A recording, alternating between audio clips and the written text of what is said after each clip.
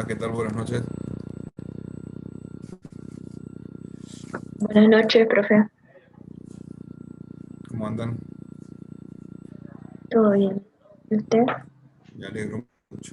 Oh, hoy era el día del té de estilo, pero bien. Complicado algunos días. Pero bueno, gracias por preguntar. Pero bueno, cuando sean grandes a usted le va a pasar lo mismo. Y van a tener que seleccionar con quién pelearse y con quién no. Con qué trabajar y con quién no. Cosas difíciles. Escúchenme, tengo pensado una clase de hoy terminando lo del otro día que los vi cansados, lo noté cansados y corté lo de rentabilidad comercial, la parte uno. La corté y dije, bueno, termino la clase que viene, primera parte. Y después tengo pensado una segunda parte de trabajar con los ejercicios, ¿eh? Porque si no, nos quedamos sin tiempos a lo mejor. ¿Eh? Por ahí va. Pues esa es la idea. Estamos todos, podremos empezar. 49, había más gente recién. ¿Qué les parece a ustedes? O vemos qué han avanzado del martes a hoy con los prácticos. ¿Qué entendieron? ¿Qué vieron? ¿En qué están parados? No, sí, profe, si quiere podemos hacer eso de finalizar, podemos charlar sobre los TPs.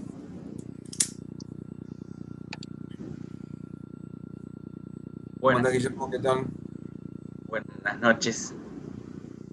En una clase presencial donde tenemos los 59 alumnos todos sentados, no, encima no están todos sentados. ¿Viste? Se levantan, se mueven, se convidan un mate con el otro, le dicen al profesor, andá. Y acá están bastante callados, che. Son como... Siempre me preocupó eso, ¿no? Mirá lo que me llega, el correo que me llega. Turno de vacunación estimado. Ferreira Elsa Marina. Mi mamá. Este, 1.757.000. Ojo, será vieja la mamá, ¿eh? Tal cual. Pero bueno, esa fue la que me dijo que había pasado la polio también. Y es cierto, pasó la polio. Tenía 6 años cuando pasó la polio. Y ella se acuerda, porque la verdad fue brava la de la polio en Argentina, más el conurbano bonaerense y toda la zona de Buenos Aires que se estaba viviendo ahí fue bastante bravo. Esta agarró a todo el mundo, pero allá está bastante bravo. ¿Y ustedes cómo se están cuidando? Hay que seguir cuidándose, ¿eh? Hay que seguir cuidándose. Porque este bicho medio raro agarra a más jóvenes que a viejos ahora. Y les pega fuerte. Bien. Bueno, nada.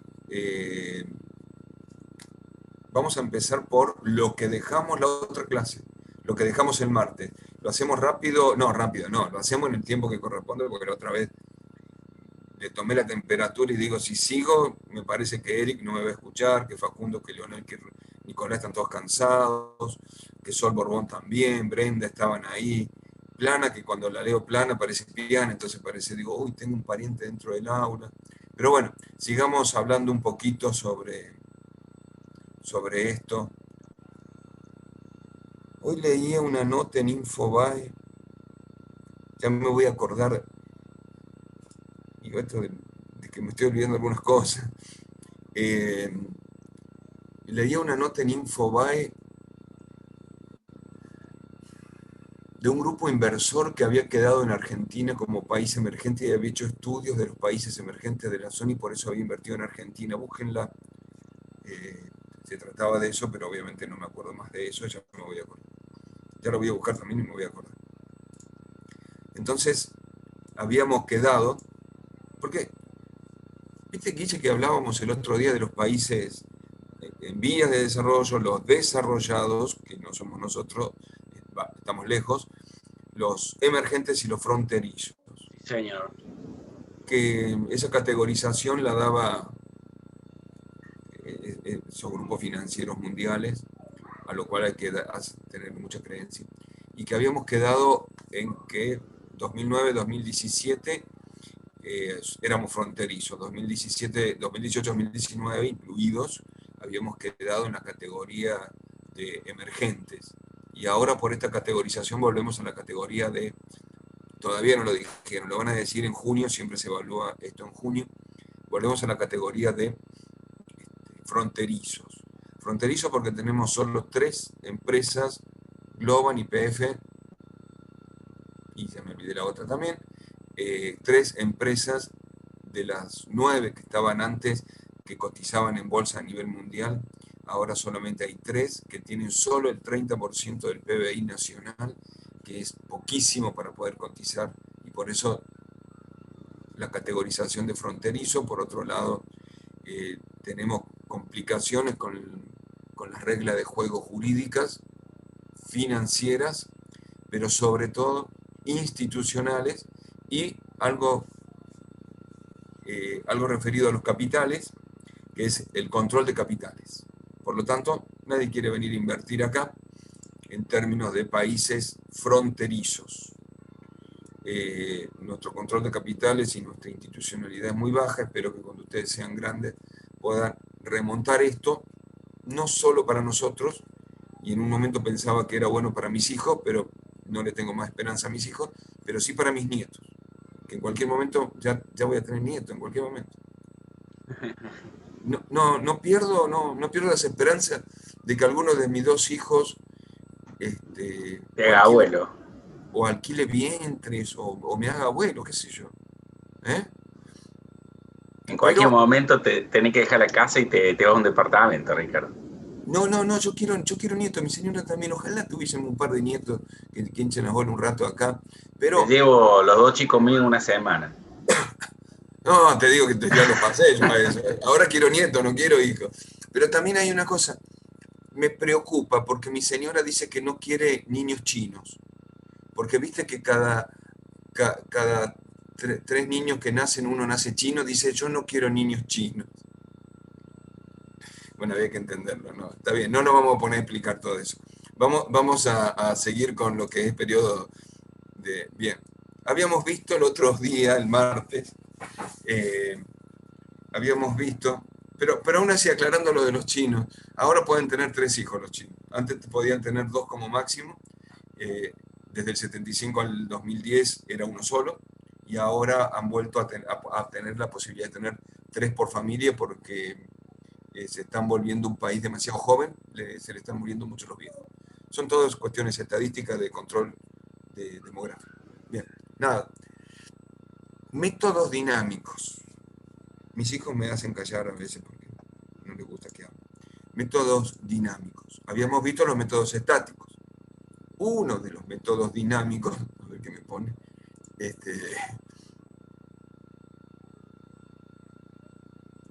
sí, ahora sí, sí, tal cual.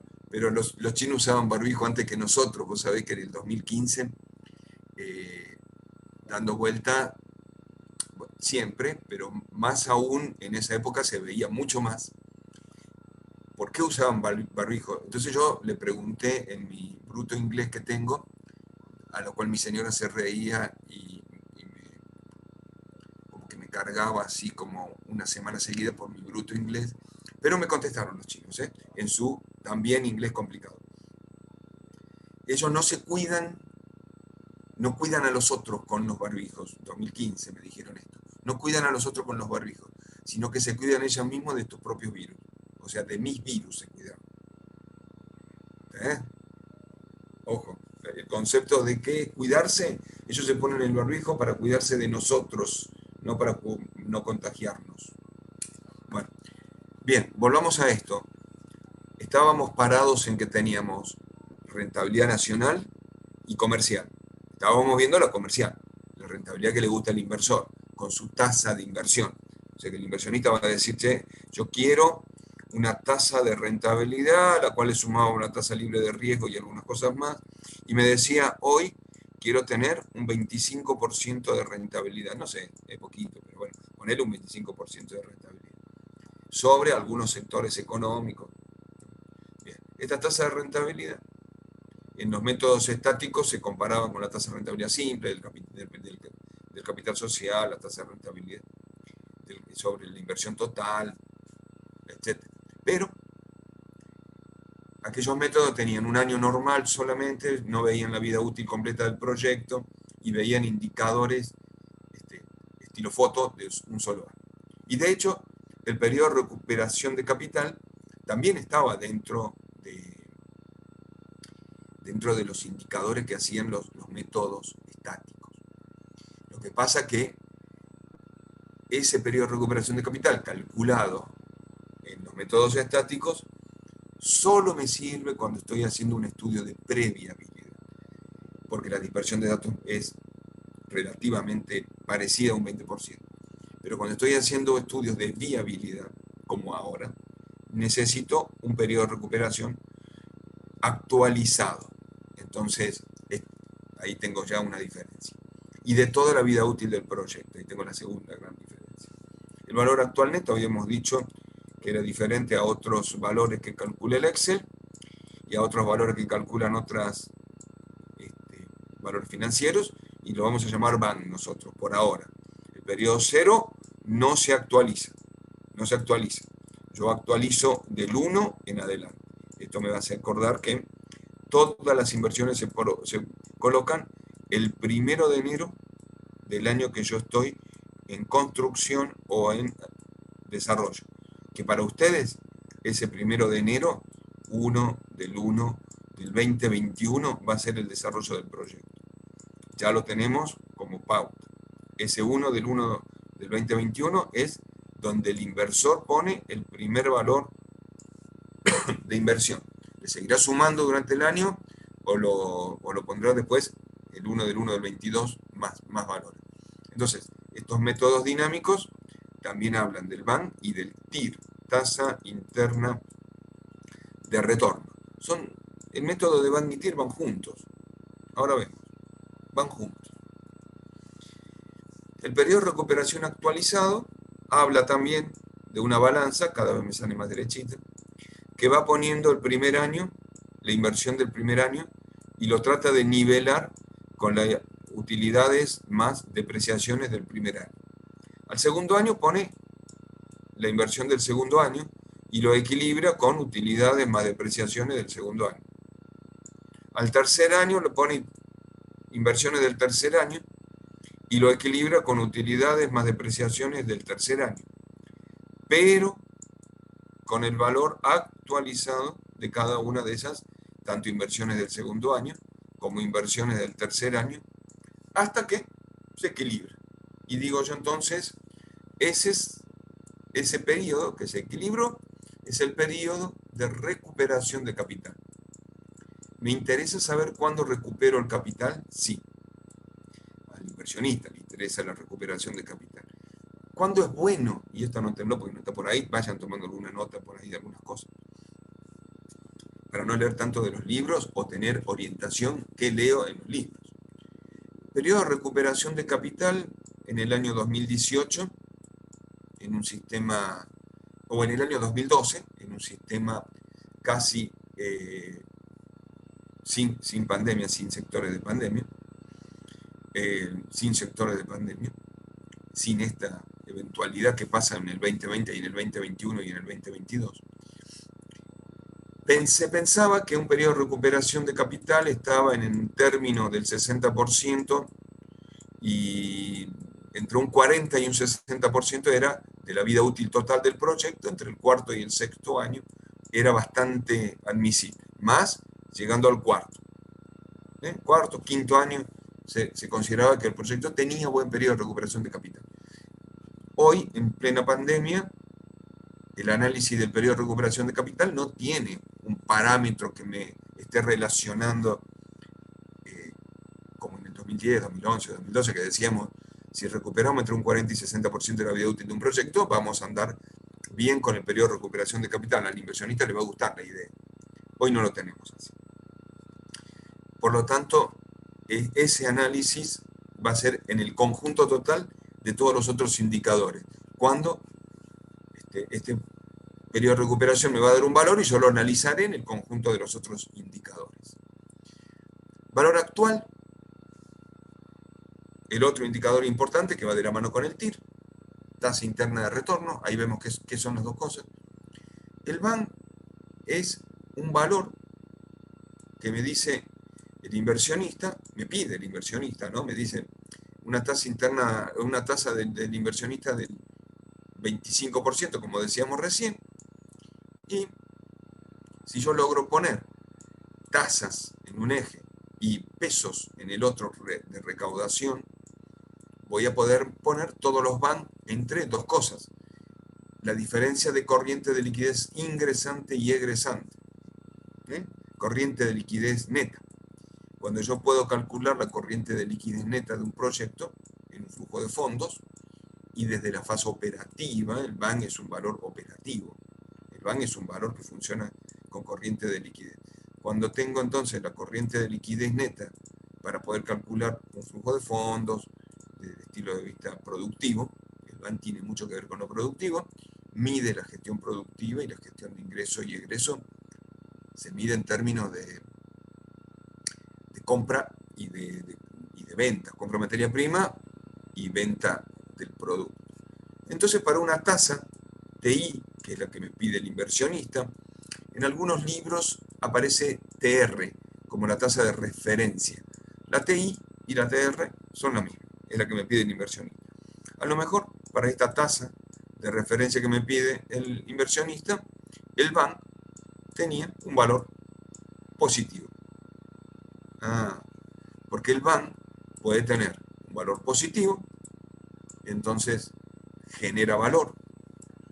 Un valor igual a 0 significa que para esa tasa que me pide el inversionista, el VAN recupera el capital invertido y no genera otro valor.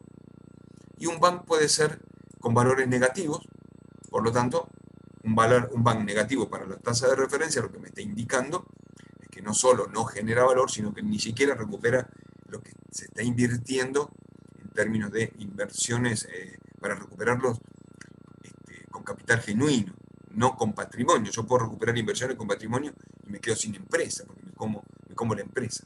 Eso es lo que a veces dicen, está vaciando la empresa, es porque se está comiendo su propio patrimonio. Por supuesto, a veces son estrategias reales, pero en este caso, el VAN que me dé positivo genera capital, voy a decir que está interesante. Cuando es igual a 0, solo recupero lo que pongo. Cuando es menor que 0, a esa tasa que me pide el inversionista, no está generando una corriente de liquidez neta que me dé ganancia, sino que me está generando pérdida. Ahora bien, se pensaba que el VAN era un valor estático. Esto se pensaba ya 2001, 2002, se pensaba que era un valor estático, que tenía que ver solamente con las tasas, con los valores productivos y con la interna del proyecto. Luego, con el tiempo, se dijo que no.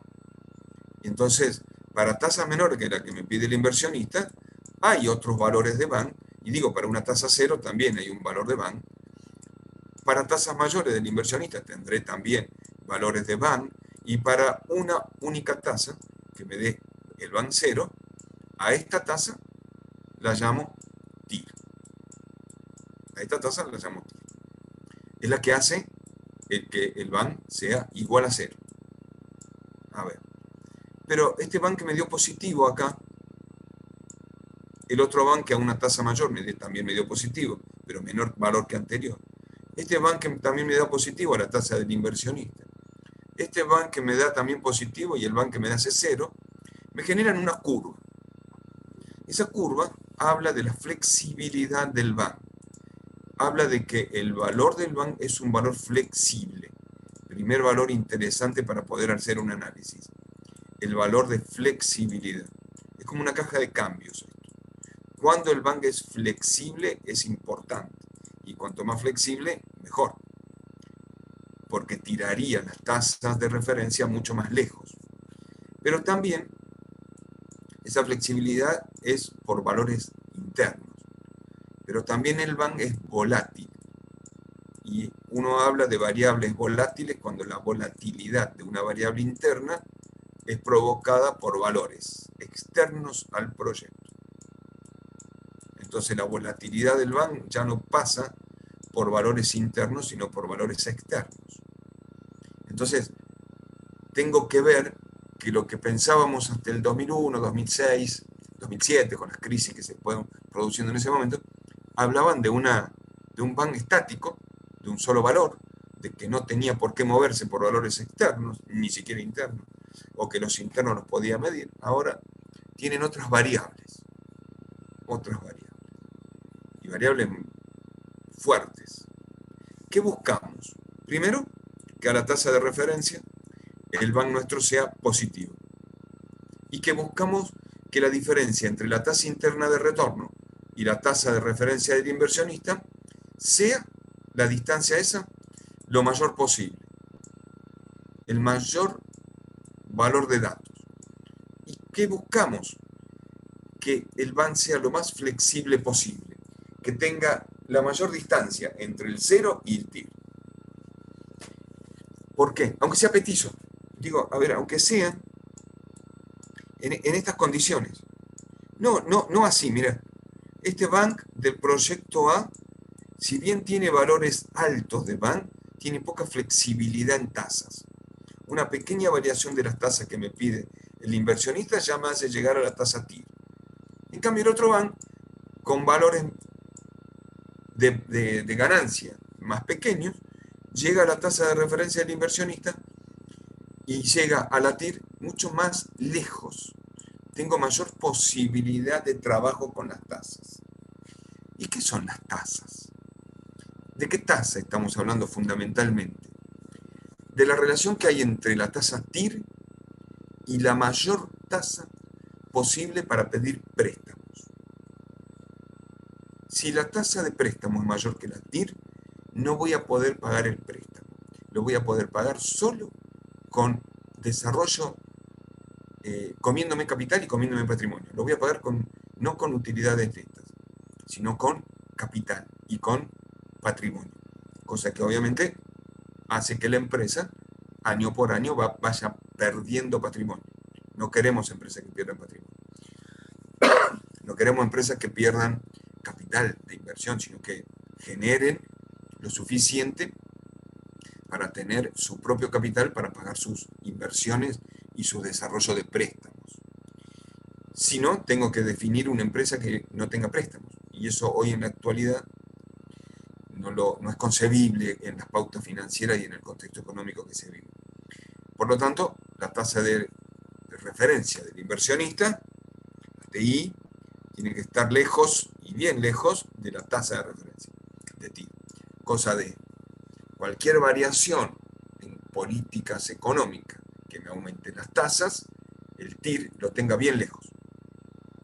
Para que yo tenga posibilidades y bien lejos se habla de 7 puntos, de 10 puntos. No estamos hablando de 1%, 2%. No, si no, no tengo lugar de margen de trabajo. En 5 puntos se me cae la empresa. Ese es el criterio del BAN y después vamos a hacer más ejercicios, pero pensando en este criterio, ¿no? El BAN también me sirve para comparar proyectos. Entonces vamos a tener que analizar proyectos que tienen este desarrollo entre valores de BAN y de tasas, proyectos que tienen este desarrollo de valores de BAN y de tasas.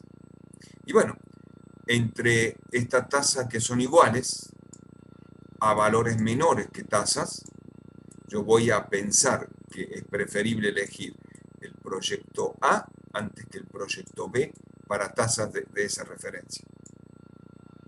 Para tasas de esta referencia, hasta este valor de referencia, elijo el proyecto A que el B, porque el A tiene mayor BAN y tiene un TIR, que es este valor, TIR del proyecto A, que está lejos de la tasa de referencia. Aunque el TIR del proyecto B es esta tasa, este TIR del proyecto B lo voy a analizar de esta manera.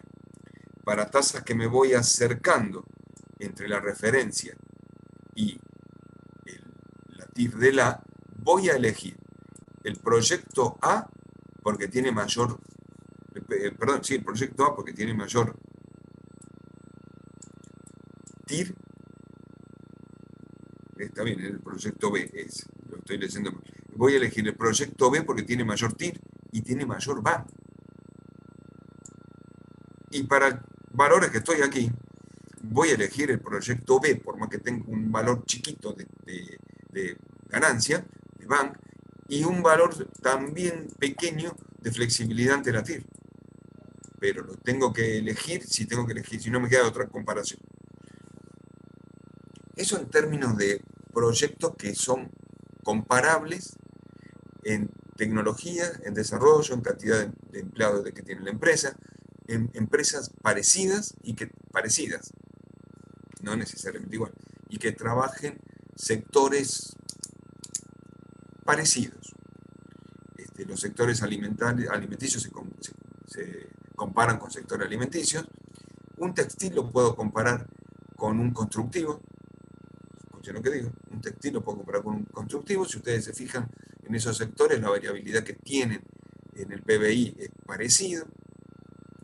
Se mueven en forma parecida. Bueno, así pienso. Pero ¿qué ocurre con proyectos que tienen igual inversión? Ahí la comparación ya es diferente. Con proyectos de igual inversión trato de buscar los VAN que sean más grandes. Con proyectos que tienen inversiones diferentes, existe un indicador que se llama R-VAN, que compara proyectos de distintas inversiones. Tengo el proyecto A, que invierte ese valor, el proyecto B, que invierte este valor, el proyecto C, que invierte este valor. Todas las inversiones son primero distintas y después poco comparables. Una es 1000, la otra es 10, la otra es 100. Poco comparables entre sí. Entonces se trabaja con el R-VAN. El R-VAN es la relación del valor actual neto. En el numerador habla de las corrientes de liquidez neta de cada proyecto. Y también actualizado para toda la vida útil del proyecto, que así trabajan todos los indicadores dinámicos para toda la vida útil del proyecto. Actualizan toda la corriente de liquidez. Y como denominador, la actualización de todas las inversiones año por año en toda la vida útil del proyecto. El VAN que me dé más grande de cada proyecto es el VAN que yo voy a elegir en la comparación. Un VAN más grande significa un denominador mucho más chico y un numerador mucho mayor. Traducido, estoy hablando de menor inversión, de todos los proyectos van a tener menor inversión, y mayor VAN. Por lo tanto, el R-VAN me está comparando proyectos que primero son positivos, porque busco R-VAN mayores que 0, a lo sumo iguales. Me compara mayor cantidad de VAN positivos y menores inversiones a lo largo de la vida útil del proyecto. Por lo tanto, condición ideal. Gano más e invierto menos. Esa es la relación de VAN cuando hablo de muchos proyectos que son comparables entre sí y de distintas inversiones. Cuando tengo proyectos comparables entre sí de inversiones parecidas, el VAN me alcanza para poder elegir cuál de los dos me conviene. Aunque con un criterio conservador, yo siempre calcularía el R-VAN de cualquier proyecto, porque la relación me va a dar la menor inversión posible y hoy eso es muy importante. ¿Ya hablamos de cómo calcular la tasa interna de retorno? No. La tasa interna de retorno es un valor que lo calcula el Excel, es el valor que me hace 0 al VAN y es el máximo valor a lo cual yo puedo calcular una tasa de referencia del crédito. Esta es la mayor tasa posible para calcular un crédito. Y comparado con la tasa del inversionista, el criterio del VAN es, primero, en la flexibilidad del VAN, en función de las tasas, la distancia que hay entre el VAN y la TIR sea lo mayor posible. O sea que la tasa del inversionista tiene que ser mucho menor que la tasa TIR. La calculo nuevamente a la TIR, sí, se calcula y rápidamente. La fórmula que está en el Excel de TIR es TIR. La fórmula que está en el Excel del BAN no es BAN, es valor neto presente o valor neto actual. Esto es lo que me calcula el Excel. Pero el TIR, la tasa TIR en el BAN, en el Excel digo, es la misma tasa TIR que estoy mirando acá. Esta TIR es la misma que esta. Este BAN no es el mismo BAN que este. No es el mismo BAN que este.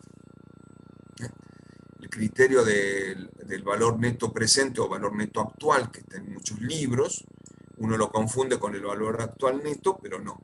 El valor neto actual en un periodo actualiza el primer periodo, como si la inversión se hiciera el 31 de diciembre del año que yo estoy trabajando. Ténganlo bien en cuenta, aclárenlo esto, cópienlo por ahí. ¿Actualiza el segundo periodo? Sí, estoy de acuerdo, el segundo periodo se actualiza. ¿El tercero también? Sí, también se actualiza. Pero el BAN, ¿qué hace? El BAN dice, periodo 0, pongo plata, pongo inversión, no se actualiza. Periodo 1, sí se actualiza. Periodo 2, sí se actualiza. ¿Cuántas veces actualicé en el BAN? 3. Inversión, no se actualiza, periodo 1, periodo 2. ¿Cuántas veces actualicé con el valor neto actual? 1, 2 y 3 también. Pero la diferencia es distinta. Uno, pienso que es el 1 de enero del año que estoy colocándolo, el otro pone la plata el 31 de diciembre.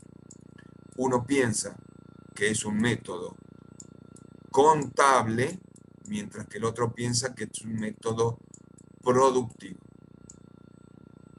¿Se entendió? ¿Se entendió hasta ahí? ¿Sí porque estamos todos dormidos o sí porque estamos bien? Fue medio rápido, profe.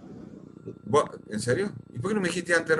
O yo soy un tipo de lo que no se puede hablar, que miró la cara de ese. Estaba tomando nota de todo lo que decía, profe, y ya me perdí. Profe, esto es más o menos la misma base que creo que habías visto en economía, ¿puede ser? ¿O Sí, es cambia? lo mismo. Yo no inventé nada. Sí cambiamos los criterios, a lo mejor, porque no es lo mismo calcular un criterio económico que un criterio de evaluación. Pero concepto, el mismo. Ah, ok, ok. Yo me acordaba de, bueno, porque justo le rendí esa, de que habíamos visto el gráfico, el eje cartesiano con el BAN y el TIR, y la relación que existía cuando cruzaba el eje de las X, por eso preguntaba. Sí, sí, sí, es lo mismo. Sí. Profe, ¿podría explicar lo último de por qué es contable o productivo? Bien, a ver, porque viste cuando, y esto es una estrategia que también les cuento a ustedes de estudio. Yo en la clase también hago así. Cuando estoy en el pizarrón y tengo una diapositiva que es parecido a esto, digo, borro. Y borro todo. ¿Sí? Eso es una V. Una V me salió. Eso es una V corta. Nada más que la patita se había hecho muy larga. Este BAN no es el mismo que este BAN. Borro todo porque cuando el criterio de borrar todo es aprender. ¿Dónde me quedé ¿Dónde me quedé con el pensamiento que estaba razonándolo? Y no sé. Y cada uno se pudo haber quedado en lugares diferentes, ¿no? Si lo razono con lo que ya vi y con lo que estoy viendo, ese razonamiento va a continuar en la misma línea de pensamiento y va a cometer el mismo error o se va a olvidar en el mismo lugar. Entonces lo tengo que razonar borrando y haciéndolo de vuelta, porque empiezo a pensar de cero. Técnicas de estudio. Y sobre todo técnicas de estudio en términos racionales, ¿no? A veces cuando uno habla de racional, habla de un concepto en un sentido. Y a veces también ustedes tienen que aprender a jugar con su propio desarrollo de pensamiento lateral. Porque cuando ustedes estudian, yo, qué sé yo, a veces en las clases me ponía a hablar un poco más de otras cuestiones. Acá tiro alguna cuestión de fuera de la materia para después volver a traerlos y que el pensamiento lateral cuando se me fue, cuando vuelva, esté pensando mejor en la posición donde estoy. ¿Sí? A veces tiene ese sentido lo que hablo. El BANC, digo que es productivo porque piensa en valores netamente productivos. toma la vida útil de todo, habla de corriente de liquidez entrante y saliente, ingresante, egresante, pero de valores de producción. Habla de que en el periodo cero, cuando se hacen las inversiones, no se actualiza, y si actualizo el primer periodo. Quiere decir que el primer periodo va a tener exponente -1, mientras que el periodo cero va a tener exponente 0, por eso no lo voy a actualizar. El periodo 2 va a tener exponente -2, y lo voy a actualizar 2 periodos para traerlo hasta acá. El periodo 3, ¿cuántos periodos van? Ya van 4, 0, 1, 2, 3. Por eso es productivo. Cuenta la inversión el 1 de enero, 1 del 1. En cambio, el BAN o el BNP, valor neto presente, el periodo 0, que empieza el día que yo puse la inversión del 1 de enero, no lo tiene en cuenta y piensa el contador que puso la plata el 31 de diciembre. Por lo tanto, actualiza este periodo. El periodo 2, entonces este periodo queda a la -1. El periodo 2 lo actualiza también a la -2. El periodo 3 lo actualiza a la -3. El periodo 4 lo actualiza a la -4. Si tengo que tener como contador. Y como contador empieza a contar de 1, no de 0. ¿Y cuántos periodos en términos contables vi? 4. ¿Y cuántos periodos en términos productivos vi? 4 también. 0, 1, 2, 3. Y contables arriba, 1, 2, 3, 4. También 4. Uno empieza a contar de 0, el otro del 1. Esa también es otra diferencia. Fíjense en otra cuestión de lo que les dije.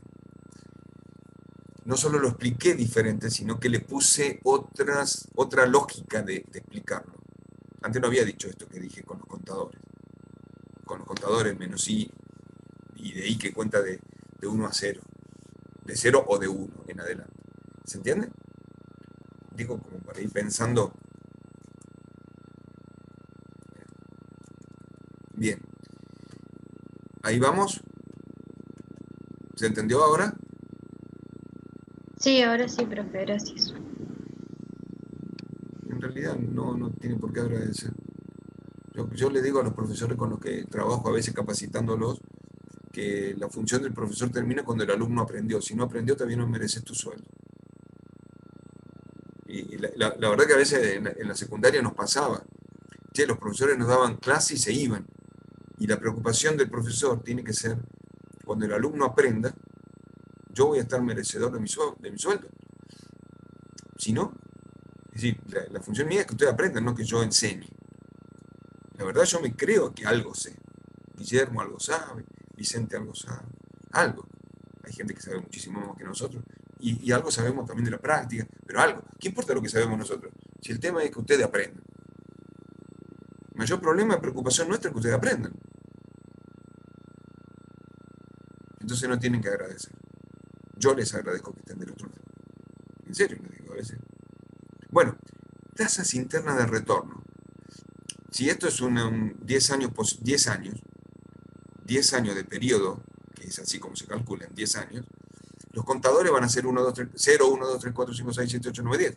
Va a tener un polinomio, si quiero hablarlo en matemática, va a tener un polinomio de grado 10 con 10 raíces, que a mí me interesa solo el primer valor de TIR, porque después de ese polinomio, la empresa, lo haría en línea de puntos en el pizarrón, la empresa desapareció, se fundió, no existe más, no puede pagar más nada.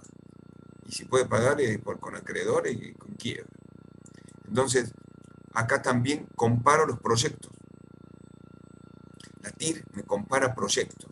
¿Cómo compara proyectos? Yo voy a tener distintos valores de BAN del proyecto A, del BAN del proyecto B, del BAN del proyecto C, porque en general los inversores como que van buscando muchos proyectos y hacen portafolio de proyectos, cartera de proyectos. El BAN del proyecto A, siempre voy a buscar BAN positivos, los mejores BAN, pero bueno, resulta que estos proyectos, el A, el B y el C, tienen inversiones parecidas, comparables. inversiones comparables. Entonces, si las inversiones de los proyectos son comparables entre sí, voy a buscar la de menor inversión y la de mayor bank. Por lo tanto, voy a calcular el R-Bank del proyecto A, del B y del proyecto C. Pero también estos inversores tienen, si bien busco de todas las bank, de todos los R-Bank, el mayor, por lo tanto, estoy buscando la menor inversión. ¿Sí? La menor inversión. No sé cuál es la menor inversión, pero estoy buscando que el R-Bank sea el más grande posible para que la inversión sea la menor posible. Ese es el criterio. Pero resulta que ahora aparece la TIR con mayúscula del proyecto A y la TIR con mayúscula del proyecto B, la tasa interna de retorno de cada uno de los proyectos. Esta y la TIR del proyecto C, que yo estoy comparando para ver cuál elijo. Porque a lo mejor estos proyectos son de productos similares, de productos sustitutos, o de productos que están en otro sector de inversión que no tienen nada que ver con uno ni otro, ni siquiera son complementarios. Pero el inversionista me dice, analízamelo a esto porque yo quiero saber cómo voy a invertir. La TIR del proyecto A tiene que estar lo más lejos posible de la tasa de referencia que me da el inversionista de ese proyecto. La TIR del proyecto B tiene que estar lo más lejos posible de la tasa de referencia del B. Y lo mismo pasa con la tasa de referencia del C, que tiene que ser más chica, digo lo mismo, ¿no? que la TIR del proyecto C. Resulta que una combinación de todo esto me va a dar la idea de qué busco y cuál de los tres proyectos A, B y C me conviene. Busco proyectos que tengan el mayor BAN, que tengan la menor inversión, que tengan el mayor RB y que tengan más lejos la tasa de referencia TIR. Vamos de vuelta. Busco proyectos que tengan el BAN más alto, la inversión más chica, el R-BAN más alto y la tasa de referencia lo más lejos posible de la TIR. ¿Sí? ¿Está? Ahora vemos cómo jugamos con cada proyecto. ¿Se pueden modificar estos indicadores? Sí. La respuesta tiene que ser muy grande, sí. Porque primero la TIR y el BAN van juntos. Y como el BAN habla de una sumatoria de corriente de liquidez actualizadas, el factor de actualización es 1 más la tasa de referencia del inversionista elevado a la menos I, ¿no? Y el I cuenta de 0 a n periodos. Lo que yo puedo modificar son las corrientes de liquidez. Voy a ver cuáles son las variables sensibles de esta corriente de liquidez y para poder modificarlas. ¿Qué son las variables sensibles de un proyecto? Primero tengo que estudiar el proyecto muy bien y muy fino y analizar cuáles son aquellas variables como,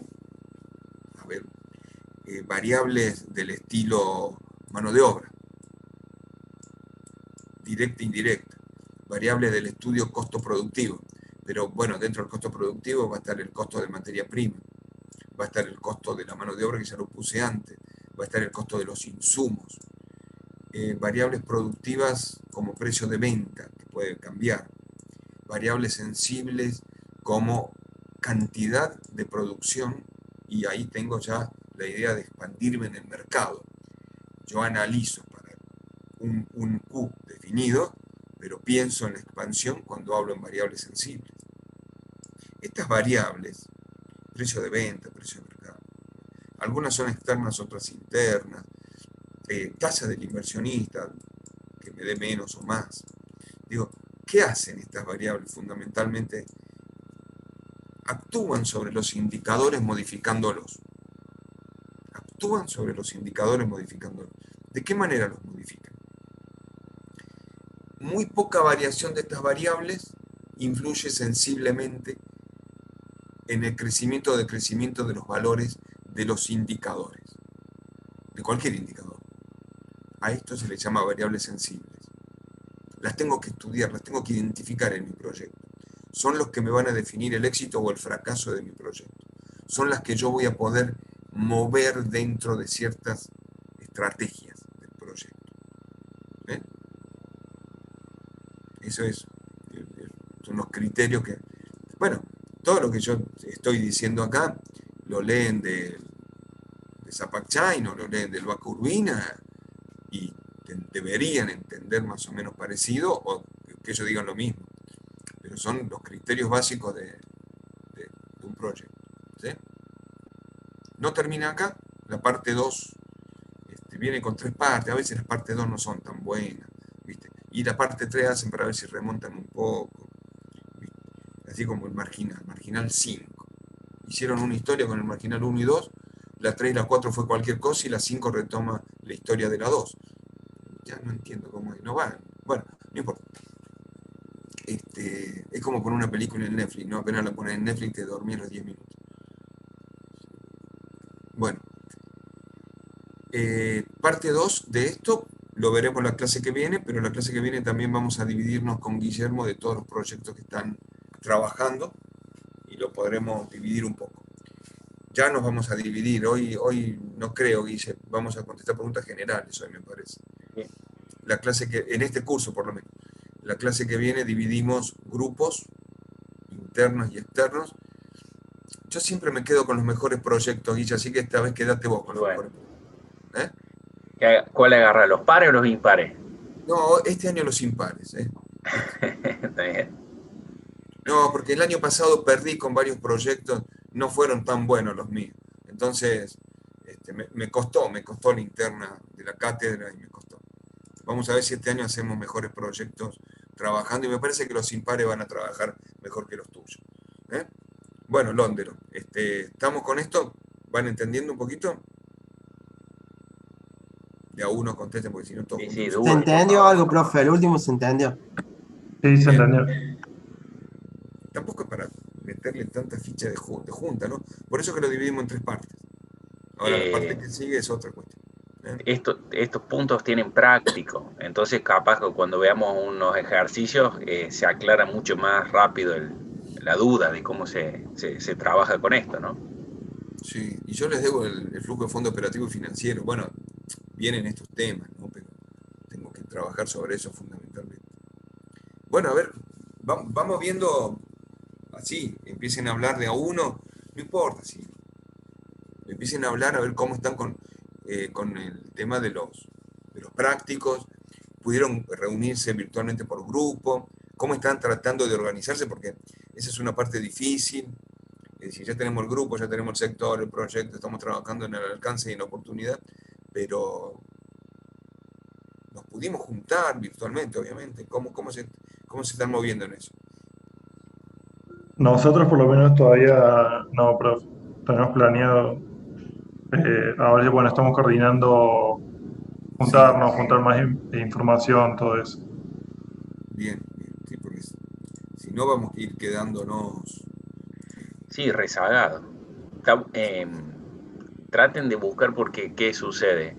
Después vamos a entrar a la dinámica del examen y no van a tener tiempo, se van a poner a estudiar y van a perder el foco de hacer consultas.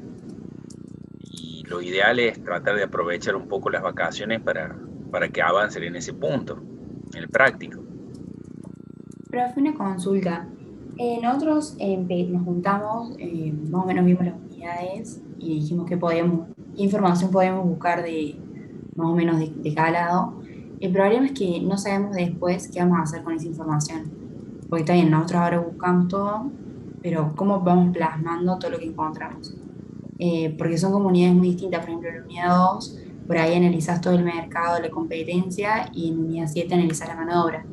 Y no Claro, sabemos si tenemos que hacer como... No, pero ahora en los primeros, vamos a decir, unidades que vamos a ver es la 1, ni siquiera vamos a ver el resto de las unidades. El proyecto contempla 3 entregas. La primera entrega, que será apenas volvamos a las vacaciones unos días, incluye, vamos a decir, el análisis macro, que es el estudio de oportunidad. Y después empezamos a desarrollar la unidad. La primera entrega incluye la 2. No sé si la vamos a dividir de otra forma, pero normalmente incluye la 2, la unidad 2 de mercado, la otra entrega, la próxima entrega incluye la unidad 3, 4 y 5, o hasta la 6, y después la última unidad incluye la 7, 8, 9 y 10, normalmente. Claro, bien, esa ahí iba mi duda, para ver cómo estructurábamos la información y cómo, o sea, a qué hacíamos foco y cómo íbamos Eh, encaminando el trabajo. Capaz que no le hemos enviado, no sé si en este grupo enviamos la guía de control, la guía para hacer los prácticos de la 1. No sé si Ricardo, Sí, sí, lo pusimos. ¿está en el Pusimos Telegram la guía de también? control y las tablas y es importante que no pierdan de vista también las guías de el manejo de la información y el porqué de cada una de las elementos de un estudio de viabilidad. Eso. Claro. Fíjense que en la primera entrega, la primera unidad, tiene todo el requerimiento de esta primera entrega y ahí los va, vamos a decir, ayudar a tener una guía de qué buscar. Bien, la verdad que no lo vi, perdón. Está bien, no hay problema, no hay problema. La pregunta era evidente que estaba por ahí, pero por la duda, si lo pueden compartir entre ustedes. Sí, está en Telegram, está. En el Por eso, grupo por eso. de... Está en Telegram. Yo les decía que está en Telegram porque no, no lo tenía como definitivo, como que tenía que pedir permiso por ahí si podía ponerlo ya como material definitivo y lo había puesto como material de borrador, que obviamente no va a cambiar mucho la historia, pero bueno, queríamos verlo un poquito más de ese lado. ¿Eh? Yo quería Sí, Ricardo, perdón. quería compartir con ustedes dos cuestiones. El BRICS habla de Brasil, Rusia, y acá lo tenemos más abajo, que es BRICS. Países BRICS son Brasil, Rusia, India, China y Sudáfrica. Por eso es BRICS. Bueno, ¿qué son los BRICS? Son los países emergentes y el BRICS, que son países en vías de desarrollo y están impartidos por la Global Business School. Ya, pueden leer las dos cuestiones acá. Países emergentes dice que la clasificación no son países en vía de desarrollo y no han alcanzado el estatus de país desarrollado. Sin embargo, es una definición demasiado relativa y que en el mundo genera confusión ya que no hay un consenso nacional entre países emergentes. Una economía puede ser considerada como emergente cuando tiene las siguientes condiciones: riqueza en materia prima y recursos, como nosotros, fuerte industrialización, número creciente de trabajadores jóvenes, estabilidad política, fuerte inversión extranjera, fuerte crecimiento de consumidores locales y influencia política y económica de los países de espacios similares. Rusia, por ejemplo, carece de gran estabilidad política y sin embargo es considerado como país BRICS. Egipto es considerado como mercado emergente, pero tampoco tiene estabilidad política desde la primavera árabe del 2010. Lo más importante, excepto casos como Argentina o México, del espacio económico latinoamericano, bueno, pueden leer esto, pueden leerlo, pero no lean de páginas cualquiera, lean de páginas interesantes. Por ejemplo, el 24 de junio de este año, ahora, todos los junios se pasa, ¿no? Se definirá esto es de Infobae, definirá si Argentina desciende de categoría y pasa a ser mercado frontera. Mercado frontera. ¿Sí? Y ahí dice, ¿por qué explica mercado frontera? Se publicarán los 24 de junio, pasa a ser de emergente a fronterizo, las consultas están dadas por... ¿Y por qué? El duro control de capitales, la baja calidad institucional, condenaría a Argentina a ser un país fronterizo. De esto estamos hablando. La categoría de fronterizo desde 2009, que había caído y permaneció hasta el 2018. 2019 y 2020 fuimos países emergentes y ahora podemos volver a caernos. Cuando el mercado argentino fue recalificado para ingresar, o sea, China, India, Taiwán, Brasil, Sudáfrica y Rusia son emergentes. Cuando el mercado argentino fue recalificado para ingresar a esta élite, se incorporaron al índice 8 compañías locales. Hoy solo quedan 3, YPF, Globant, y acá está la otra que me había olvidado, Adecoagro, que ingresó en reemplazo de Telecom. Bueno, sigamos leyendo ustedes, a ver si les gusta por qué y cómo son estos desarrollos. O sea, no es, dice, las acciones argentinas pasarían a convivir en un mercado del estilo Vietnam, Marruecos, Bangladesh, Kenia y Kazajistán. Es decir, el país tiene chance de convertirse en cabeza de ratón, ser lo primero, el primero de todos los que están en el final. Pero antes era cola del león, era de los últimos países, era de los últimos países que estaban como emergentes. Estaba bueno, porque tenía una presencia del 0,3 del índice en regulaciones, del índice de acción que ponen a estos países. Ahora, ¿cuál es el problema? Las regulaciones cambiarias, la baja calidad institucional, hacen que Argentina hagan abandonar el punto de país emergente. ¿Estamos bien? Digo, cuando lean, y esto es fundamental, cuando busquen información, leamos información de lo que estemos hablando. Entonces, ¿por qué no vienen las inversiones de Argentina a Argentina? ¿En el 2019 o en el 2021? ¿O en el 2018 o en el 2021? Digo esos dos países, esos dos momentos, porque son dos momentos de sectores políticos diferenciados. Aunque tengo mis cuestiones también, ¿no? Porque en términos económicos, todos terminan diciendo utilizando las mismas herramientas. No tan contradictorios uno con otro. Pero bueno, digo, lean esto para entender y formarse criterio. Criterio con fundamento técnico, no criterio sin fundamento técnico.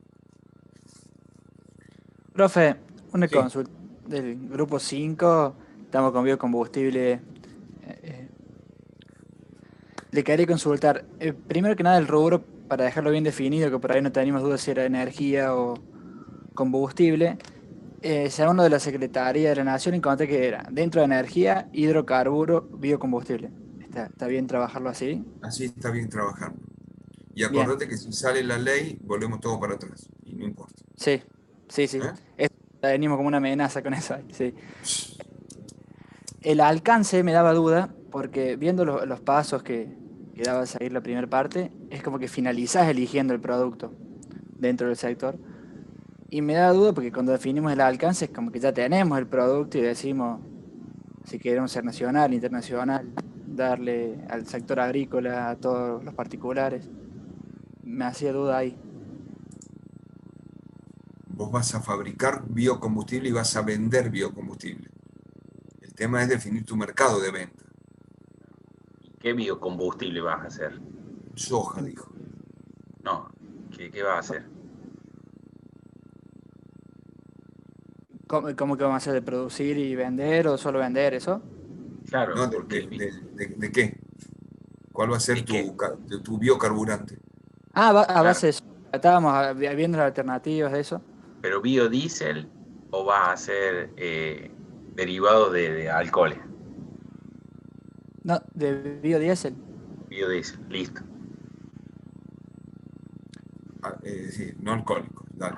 No, y un alcance por ahí de venta, eso queríamos ver que nos recomendaban por ahí, porque podía ser surtidores distribuidos en puntos estratégicos para uso agrícola o para uso agrícola y particular. Estábamos con esa duda de qué cantidad vender para ver si también exportamos o no. No, vos tenés que definir en qué línea vas a vender. ¿Vos vas a poner tu propia estación de servicio? ¿O vas a vender según la ley a estaciones de servicio? ¿O a distribuidoras de combustibles? ¿Cómo Por nos ubicamos ejemplo, los ministros? le vas a vender, qué sé yo, a YPF acá en Montecristo. Vos. Bien. Todo Vos le eso vas a vender al pedir. distribuidor de combustible, Claro. no vas a tener tu estación de servicio. La ley marca un 5% al distribuidor. O sea, el que comercializa puede cortar 5%. O sea, tenés dos mercados, el que lo, vamos a decir, que lo destila, o como decía Ricardo, al consumidor final, y vos vas a poner una estación con ese corte. Tendrás que hacer un acuerdo con algún tipo de marca, puede ser una línea blanca. Bien, bien, bien. Porque había mucha información de eso y le quería adecuar a esto de si se exporta o no, con los años también tratar de actualizarla. Y bueno, por ahí no supera del 2018, en eso estábamos. Bien. Escúchame, Gaspar, a ver, porque vos entiendes, se cree claro, el biocombustible puramente puramente bio está prohibido, o sea, no hay ningún directo, 100% bio. No, le dimos que lo leen y lo mezclan. Claro, no, Sí. pero, no, a ver, ¿se puede hacer funcionar un vehículo puro? No, incluso hubo un problema con eso. Claro. Vale. Entonces tu mercado es sí o sí, vamos a decir, asociarte con algún tipo de petrolera. Perfecto.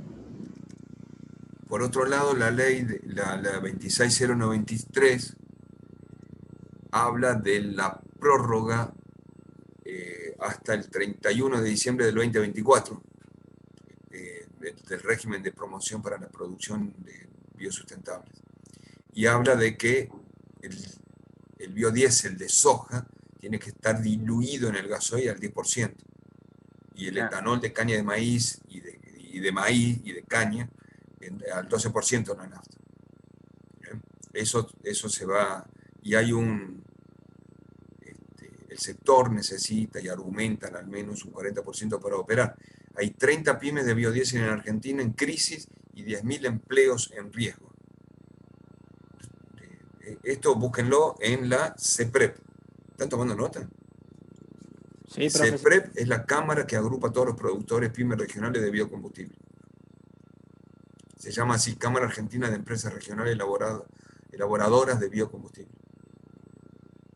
En MINEM buscamos también, después se nos derivó otra, porque fuimos viendo varios trabajos y con esa bibliografía nos íbamos a buscar. Hay mucha información. No, sí que hay muchas, sí, yo estoy leyendo, esto no está tan actualizado, es finales del 2020, pero lo que le leí recién. Pero bueno, hay que ir buscando información también real, pero posturas. ¿Eh? Bárbaro, profe. Bueno, un poco era eso lo que estábamos trabajando también para comentar. Está, pero vos ya tenés 10.000 puestos, 31 empresas, ya podés ir trabajando con alguna cuestión también certera, ¿no? Bien, dale, vamos por adelante con eso. Gracias.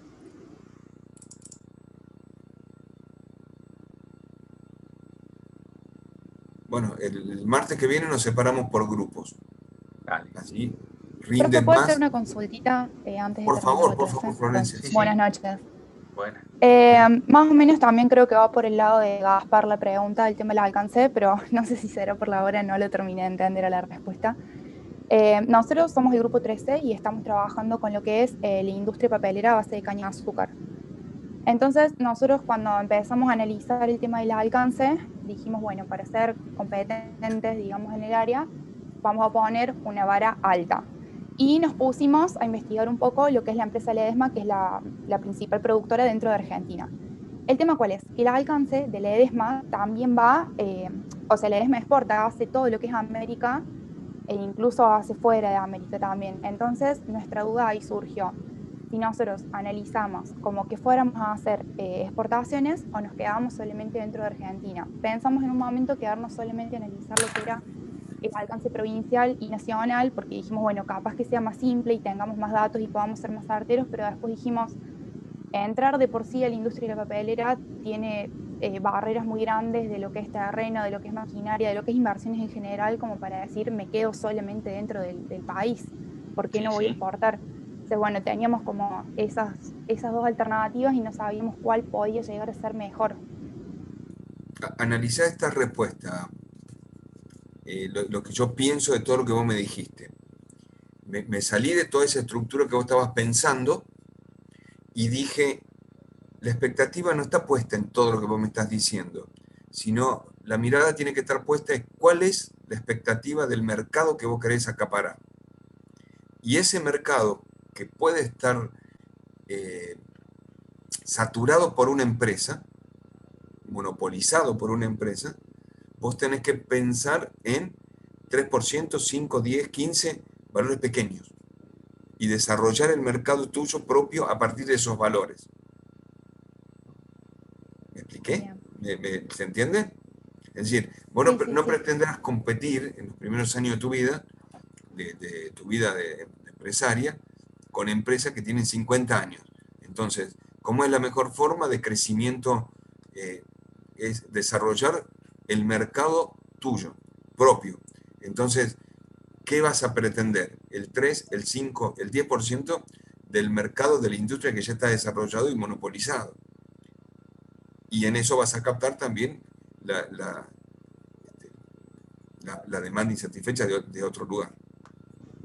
Pero no pienses en mercados grandes, ni competir al estilo del mercado ya monopolizado. Bien, gracias. ¿Se entiende? A ver, te pongo otro ejemplo. Sí. No existirían gaseosas cola de 3 litros del estilo seco o del estilo otras, porque ya existe Coca. No podríamos vender en ningún lado gaseosa seco. Sin embargo, Seco, que empezó en Santiago, y con 3 litros, porque el mercado santiagueño toma 3 litros, no toma 2 litros y medio, ni toma 2 litros y cuarto. Empezó con 3 litros. Desarrolló un mercado propio y se abre paso en sectores donde o bien la Coca no llega, o bien le quita mercado a la Coca, porque la demanda es diferente. ¿En qué compite? Compite en calidad, y no sé si puede competir con la Coca en calidad. Lo que compite es en diferenciación de botellas, precio. Pero el mercado también es pequeño de ellos. Sin embargo, fueron ampliándose. Ahora ya hay en Córdoba botellones de 3 litros, cuando hace 10 años que están en Santiago, o más. Bien. Sí, habíamos visto una buena oportunidad, digamos, para entrar al mercado, porque en realidad esta monopolización que tiene son 2 empresas grandes, pero en realidad es también porque no hay dentro de Argentina empresas que hagan papel a base de caña de azúcar. Entonces, bueno, nos había parecido como una buena oportunidad. Me parece que pusimos la vara muy alta para el arranque. No, está buena. No, está bien. Buena. Lo que estoy diciendo yo, que para que vos seas competitiva, no tengas expectativas altas de mercado, sino desarrollar tu propio mercado. Bien, nos aseguramos entonces internamente y después analizamos la idea de abrir alas. Perfecto. Gracias, profe. Profe, una consulta que me quedé con esto que decía de todas las pymes que estaban en riesgo y por ende los empleos, obviamente. Como, no sé si es desmotivador o cuál no está en riesgo, le quedaría consultar por ahí para... No, ninguna, todas están en riesgo. Bien, era eso. Tata. A ver, yo tiré el otro día un dato que lo hace una consultora externa, que Argentina le va a costar, va a ser el país que más le va a costar en Latinoamérica recuperar niveles, indicadores del 2019, nos va a costar 5 años recuperar indicadores del 2019, cuando en el 2019 también estábamos mal. Entonces, la expectativa en índices tan distorsionados, en sectores como Argentina, digo, tan distorsionados los índices, digo, nos pegamos un tiro todos. No es eso. Tenemos que trabajar dentro de estos contextos. Las empresas siguen funcionando en estos contextos. Hay que reinventarse. Y son contextos muy adversos. No es tan fácil. Nada. Buenísimo, profe. Pero no por eso vamos a dejar de hacer una empresa.